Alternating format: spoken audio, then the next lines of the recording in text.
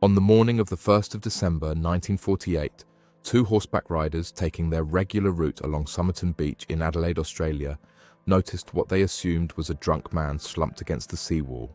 His head was resting on the concrete, his legs extended in front of him, one arm bent at an odd angle.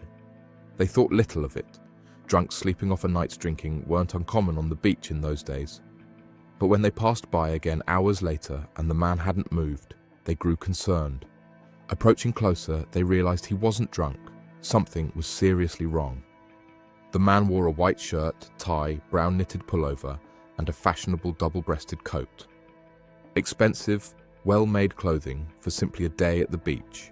His appearance suggested someone of means, someone who took care in his presentation. Yet he carried no wallet, no identification, no money. Every label had been meticulously removed from his clothing. In his pockets, a bus ticket, a train ticket, chewing gum, cigarettes, and matches. Nothing that revealed who he was or where he came from.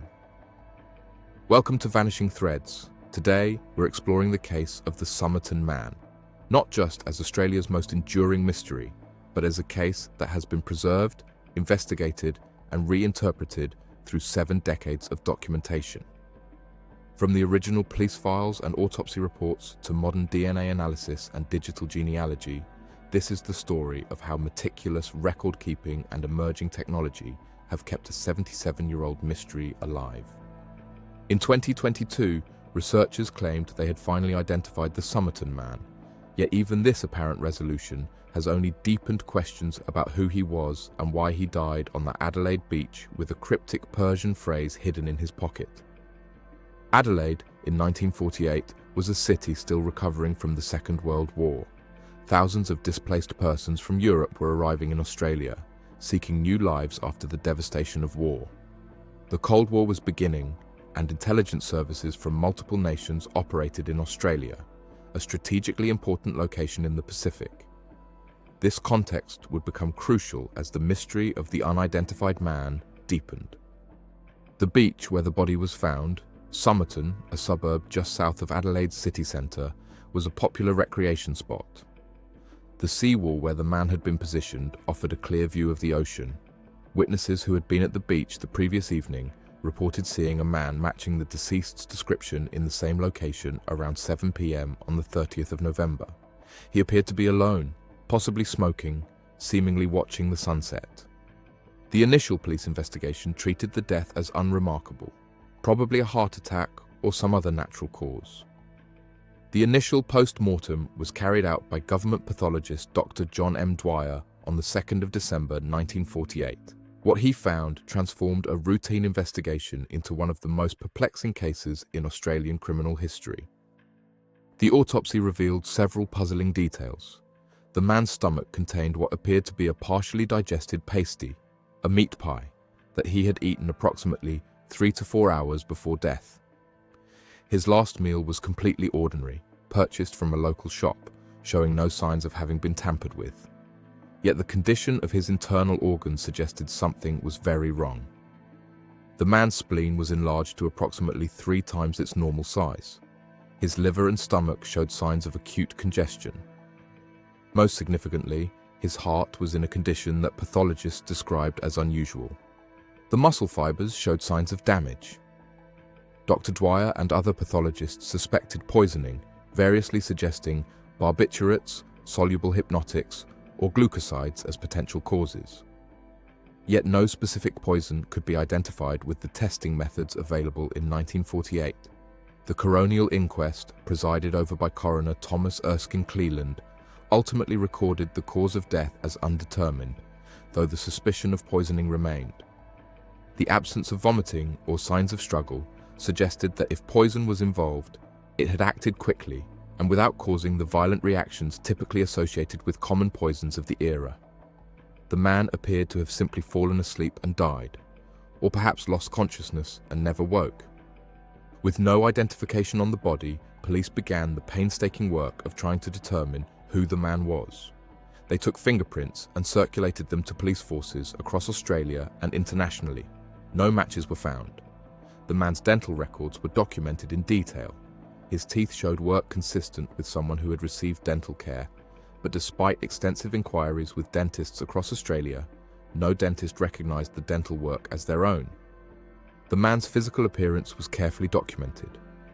He was approximately 40 to 45 years old, 180 centimeters tall, about 5 feet 11 inches, with hazel eyes, fair to ginger hair that was graying at the temples, and a distinctive high forehead. He was clean-shaven and appeared to have been in good physical condition before his death. His hands showed no signs of manual labor. They were well kept, suggesting he worked in some professional or clerical capacity. The clothing provided few clues. Despite the removal of labels, police noted that the garments were of good quality, with some items appearing to be made in America based on their style and construction. The shirt bore a distinctive laundry mark, simply the letters K-E-A-N-E, but inquiries with laundries across Adelaide and beyond failed to locate anyone who recognized this mark. Photographs of the deceased were published in newspapers across Australia, with appeals for anyone who might recognize him to come forward. Despite extensive media coverage, no one came forward with a positive identification. The man remained anonymous, now referred to in police files as the unknown man or by his case number. The investigation might have stalled indefinitely if not for a discovery made on the 14th of January 1949, more than 6 weeks after the body was found. A porter at Adelaide railway station found an unclaimed brown suitcase in the left luggage office. The case had been deposited on the 30th of November 1948, the day before the man's body was discovered. When police examined the contents, they believed they had found belongings of the Somerton man. The suitcase contained clothing, all with labels removed in the same meticulous manner as the items found on the body. There was a dressing gown, slippers, pajamas, shaving equipment, and various other personal items.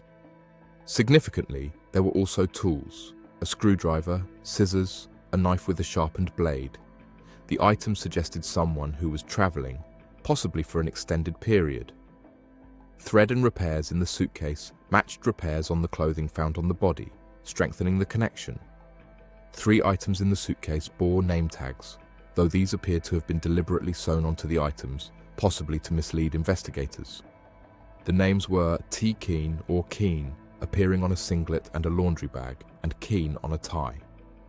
The similarity to the laundry mark K-E-A-N-E found on the shirt the man wore seemed significant, yet extensive investigation failed to identify any missing person named Keen who matched the deceased's description. Also in the suitcase was a stenciling brush of a type typically used by third officers in the Merchant Navy for marking cargo. This led to speculation that the man might have worked at sea, though inquiries with merchant shipping lines produced no results. But the most significant discovery was yet to come. In June 1949, more than 6 months after the body was found, Detective Sergeant Lionel Lean made a crucial breakthrough whilst re-examining the deceased's clothing. He noticed a small pocket sewn into the waistband of the man's trousers, a fob pocket typically used for a watch. Previous examinations had missed this hidden pocket. Inside was a small piece of paper, tightly rolled. When carefully unrolled, it revealed 2 words printed in an ornate script: Tamám Shud. The phrase, also written as Tamám Shud, is Persian, meaning ended or finished. It is the concluding phrase of the Rubaiyat of Omar Khayyam, a collection of Persian poetry that had been translated into English and was popular in the English-speaking world during the early 20th century. The discovery of this cryptic note transformed the investigation. Why would a dying man, or a dead man positioned after death, have this specific Persian phrase in his pocket? The paper appeared to have been torn from a book, suggesting there was a copy of the Rubaiyat somewhere with this page missing. Police issued public appeals asking anyone who owned a copy of the Rubaiyat with a page torn out to come forward. In late July 1949, a man who wished to remain anonymous contacted police. He had found a copy of the Rubaiyat in the back seat of his unlocked car, which had been parked near Somerton Beach on the night of the 30th of November 1948. The night the Somerton man died or was positioned on the beach. The book was examined and confirmed to be the source of the Tamám Shud fragment. But this discovery only deepened the mystery. On the rear cover of the book, investigators found what appeared to be a code, 4 lines of capital letters that made no immediate sense. Published transcriptions vary slightly based on interpretations of the handwriting. Photographs of the book's back cover show some letters are ambiguous, and the second line had been struck through. Additionally, there was what appeared to be a phone number penciled in the book, leading police to investigate its significance. The code has never been definitively solved, despite 75 years of attempts by professional cryptographers, amateur codebreakers, and computer algorithms. Various theories have been proposed: that it's a simple substitution cipher, an initial-based message referencing names or places, a one-time pad code, theoretically unbreakable without the key, a mnemonic device, or even meaningless scribbles. None of these theories has been proven correct. The brevity of the sequence makes definitive decryption extremely difficult, and experts acknowledge it may never be solved with certainty. The phone number in the book led police to a woman living in Glenelg, a suburb near Somerton Beach. The woman, known in early reports as Jestin, was later identified as Jessica Ellen Thompson, previously Harkness, often called Joe Thompson. When police showed her a plaster cast of the deceased man's face that had been made for identification purposes, Thompson reportedly reacted with visible shock, appearing on the verge of fainting, though she denied knowing who the man was. Thompson's story was complicated and, investigators felt, evasive. She admitted that during the war she had owned a copy of the Rubaiyat and had given it as a gift to a man named Alfred Boxall, a lieutenant in the Australian Army. However, when police tracked down Boxall, he was alive and still had his copy of the Rubaiyat, complete with all pages intact and with an inscription from Thompson. Thompson claimed she had no knowledge of how her phone number ended up in another copy of the Rubaiyat found in a stranger's car. She denied recognizing the dead man, though her physical reaction suggested otherwise to the investigating officers. She admitted that the Somerton man had come to her house on either the day he died or the day before. She claimed this was in error, that he was looking for someone else and that she directed him away. This admission contradicted her initial claim of not recognizing him. Thompson was a former nursing student who had not completed her final nursing exams, though she is often referred to as a nurse in accounts of the case. She had married Prosper Thompson in 1950, and the couple had a son, Robin, born in 1947, over a year before the Somerton man's death. Those who knew Robin noted that he bore a striking physical resemblance to the Somerton man, particularly in the distinctive ear shape and high forehead. For decades, speculation persisted that the Somerton man might have been Robin's biological father, and that Jessica Thompson's denials were motivated by protecting her marriage and her son. Jessica Thompson died in 2007, taking whatever she knew about the Somerton man to her grave. In her final years, she reportedly told her daughter that she did know who the man was, but would never reveal his identity. This deathbed near confession only intensified speculation about the true nature of her relationship with the deceased. The investigation explored numerous theories. The most prominent was that the Somerton man was a foreign spy, possibly involved in Soviet intelligence operations during the early Cold War. Australia in 1948 was of significant strategic interest, particularly regarding British atomic testing at Woomera in South Australia. The coded message, the removed labels, the careful positioning of the body, and the connection to Jessica Thompson all supported this theory, though no definitive evidence emerged. Alternative theories proposed that he was a victim of domestic crime, perhaps a jealous husband or scorned lover who killed him over a relationship. The suspected poison, if that's what killed him, suggested premeditation and access to unusual substances. Others speculated he might have been involved in smuggling operations, or that he was a defecting agent who was murdered to prevent him from revealing secrets. A darker theory, less widely believed but occasionally proposed, was that the man had committed suicide using an exotic poison, perhaps in despair over a failed relationship or after completing some mission that made continued life untenable. The careful preparation, removing labels, positioning himself in a public place where he would be found quickly could support this theory, though it doesn't explain the mysterious book in the stranger's car or the coded message. For decades, the case remained frozen in time. The evidence was preserved: the plaster cast of the man's face, his clothing, the suitcase contents, photographs, autopsy reports. But no new leads emerged. The case became a fixture of Australian true crime lore, featured in books, documentaries, and academic studies. The Somerton Man was regarded as the quintessential unsolved mystery, a case that seemed destined to remain forever unresolved. Then came advances in DNA technology. In 2009, Professor Derek Abbott of the University of Adelaide, who had developed a deep interest in the case, began pursuing DNA analysis as a means of identification. South Australian authorities initially denied permission for exhumation, but eventually authorised one. On the 19th of May 2021, the Somerton man's body was exhumed to allow official DNA testing. Forensic analysis continued through the following years. Abbott had been pursuing an alternate approach, working with forensic genealogist Colleen Fitzpatrick to build family trees based on DNA analysis and genealogical records. Their research initially suggested that the Somerton man might be related to Robin Thompson, supporting the long-held suspicion that Thompson was the dead man's son.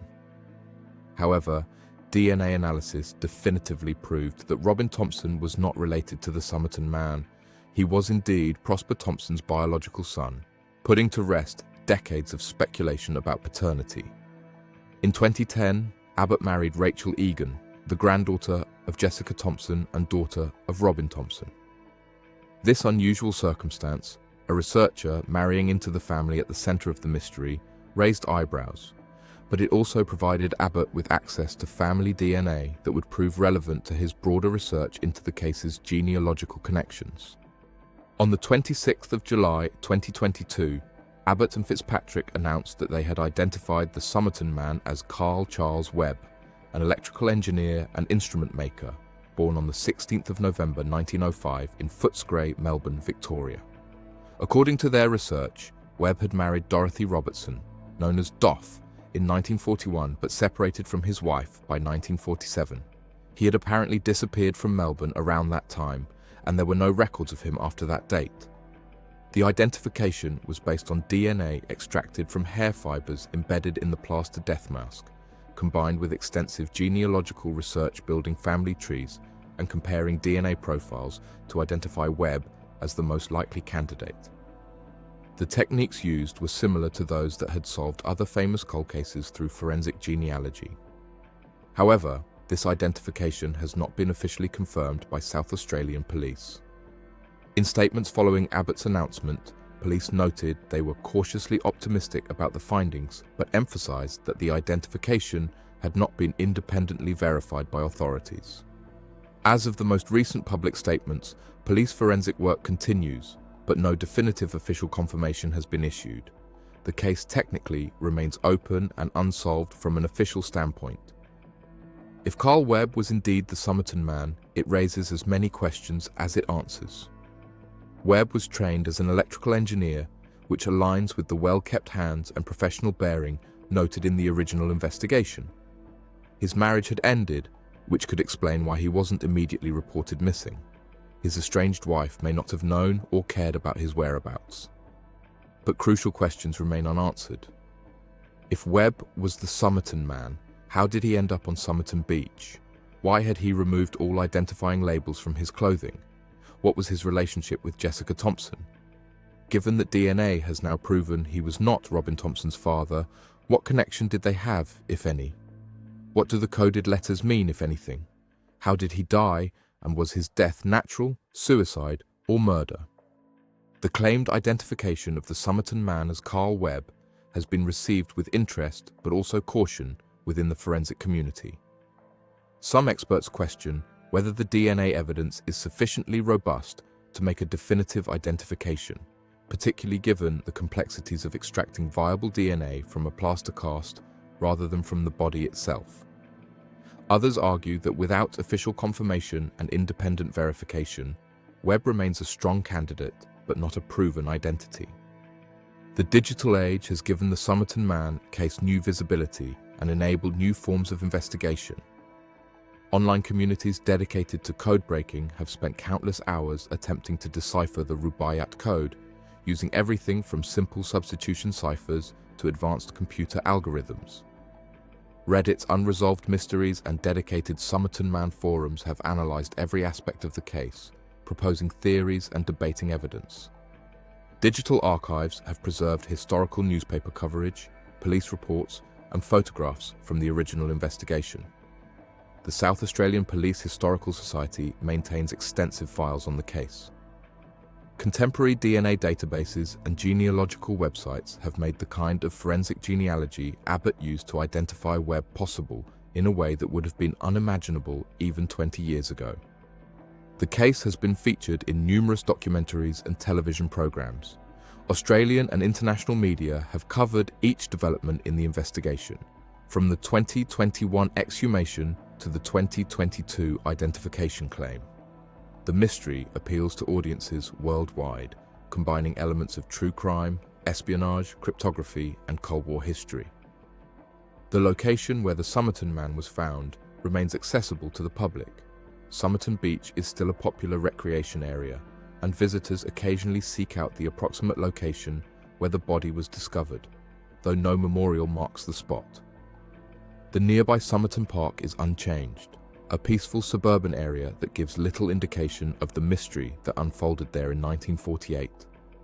The plaster death mask remains in storage, a haunting three-dimensional record of the man's face. For decades, this mask was the primary visual record by which people attempted to identify the Somerton Man.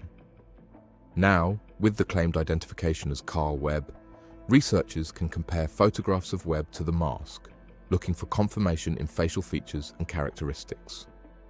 The Rubaiyat itself, the copy found in the car with the torn page and the cryptic code, remains one of the most analysed books in Australian history. Every mark, every letter of the code, every pen stroke has been examined by experts hoping to unlock its meaning. Some researchers believe the code was never meant to be deciphered by outsiders, that it was a personal aid memoir, understandable only to its creator. Others maintain that it's a genuine cipher waiting for someone with the right key or insight to solve it. The story of the Somerton Man has inspired fiction as well as investigation. Novels, plays, and films have been based on or influenced by the case. The image of the well-dressed man dying mysteriously on a beach with a Persian poem in his pocket has become an iconic representation of Cold War-era intrigue and the persistence of unsolved mysteries. For the South Australian Police, the case remains officially open. Whilst they acknowledge the research conducted by Abbott and Fitzpatrick, they have emphasised that positive identification requires verification through multiple sources and official channels. The question of cause of death also remains unanswered. Even if Webb is confirmed as the identity, we still don't know definitively how or why he died. The Somerton Man case stands as a testament to how some mysteries persist, despite technological advances and dedicated investigation. We live in an era where DNA can identify perpetrators from microscopic samples, where genealogical databases can trace family connections across continents, where computer algorithms can analyze cryptographic codes in seconds. Yet the fundamental questions about what happened on Somerton Beach on the 30th of November 1948 remain frustratingly elusive. The case also raises questions about the nature of identity and memory. For 74 years, the man was defined entirely by the mystery of his death. He was the Somerton Man, the unknown body on the beach, the subject of endless speculation. If he was Carl Webb, then he had a life before that beach, a history, relationships, a career and a marriage that ended. The identification, if confirmed, transforms him from a cipher into a person with a verifiable past. Yet in some ways, he may remain forever the Somerton Man, defined more by the mystery than by any identity recovered through DNA analysis. The questions that made the case compelling, the code, the suspected poison, the removed labels, the connection to Jessica Thompson, exist independently of the man's name. Knowing he was Carl Webb doesn't explain why he removed identifying marks from his clothing, or what the coded message meant, or how he ended up dead on an Adelaide beach. The case serves as a reminder that technology can answer some questions whilst leaving others unresolved. DNA might tell us who someone was, but it cannot tell us why they made the choices they made, what they were thinking in their final hours, or what secrets they took to their grave. The Somerton man may have a name now, but the mystery of his death endures. Thank you for tuning in, and as always, stay curious, stay safe.